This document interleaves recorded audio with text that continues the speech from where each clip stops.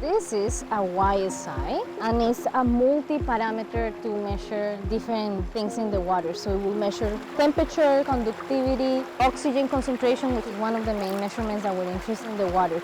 The master's degree program in ecological restoration builds on the knowledge that the students get on their bachelor's degree. It provides students more opportunities to practice their critical thinking skills, to do applied research, and it gives them an opportunity to specialize in one type of ecosystem that they want to continue restoring. And they do this through either courses in the course option, or they do this through a master's thesis. The program has a lot of flexibility for students. We have a full-time program and a part-time program, and that allows students that, for example, just graduated from their bachelor's and want to immerse themselves in a program to advance their careers, or to students that are working and they just need to work and study at the same time. So the part-time option is perfect for them. I chose this program because they offered a course-based option while still offering applied learning approaches and applying real-world problems and being able to do a capstone project, sort of like a smaller thesis project. The faculty and the staff really care how you're feeling about everything. As part of this program, I've already had a positive impact on some of the ecosystems in our area because I've been part of projects that have made a difference. That will give me the practical skills I need to make a good start in any career in this field.